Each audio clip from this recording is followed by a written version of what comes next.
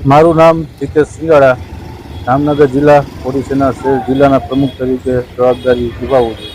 આજ રોજ જામનગર કલેક્ટર કચેરીએ અમે અમારા સમાજના 26 પરિવારો છે જે 5 મહિના પહેલાં અમે અરજી આપેલી હતી, એનું કોઈ જવાબ ન મળતા આજે જામનગર શહેરના આગેવાનો અને સમાજને સાથે લઈને આજ કલેક્ટર સાહેબને આવેદનપત્ર આપવા આવેલ હતા. તેના અનુસંધાને જે અમારા કોળી સમાજના અભણ વ્યક્તિ કે જેને કાંઈ ખબર ન પડતી હોય એવા વ્યક્તિને ટાર્ગેટ બનાવી અને સરકારી જમીનના ખોટા કાગળ બનાવી અને અમારા સમાજને સાથે છેતરપિંડી કરી અને અમારા સમાજના ગરીબ માણસો કે જેને પોતાની જીવન મૂડી કરેલ હોય એ જીવન મૂડી મકાનમાં અને પ્લોટમાં ખર્ચી નાખેલ છે.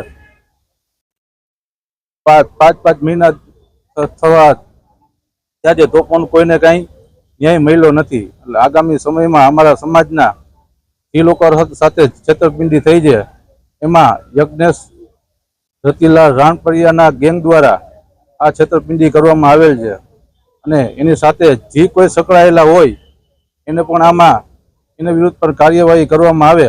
આગામી દિવસોમાં જો વહેલી તકે આનો નિકાલ નહીં કરવામાં આવે તો આગામી સમયમાં જામનગર જિલ્લાના કોળી સમાજ ઉગ્ર આંદોલન કરશે. મારું નામ શામજીભાઈ છે ને અમે આ પ્લોટ લીધેલા છે યજ્ઞેશ રાણપરિયા પાસેથી અને આ લોકોએ અમને ખોટા દસ્તાવેજ કરેલા આપેલા છે અને એના ઘરવાળાને બધા એવા વિડીયો મૂકે છે કે અમે આત્મહત્યા કરશું. ખરેખર તો આત્મહત્યા અમારે કરવાની છે, અમારે કાંઈ ન્યાય મળે નહીં તો. અને આ ખોટા દસ્તાવેજ અમે કલેક્ટર ઓફિસે દીધેલા છે કે આવી રીતના અમારા ઉપર ગુનો થયો છે તો અમને કાંઈ મળતું નથી, ન્યાય નથી મળતો. અમે પાછા આજે આવ્યા છીએ આ કલેક્ટર ઓફિસે આવેદનપત્ર દેવા, તો અમે આપ્યો છે અત્યારે. હવે એ કે અમે કરશું, પણ હવે કરે કે ન કરે નકર અમે આત્મહત્યા કરવા મજબૂર થઈ ગયા છે.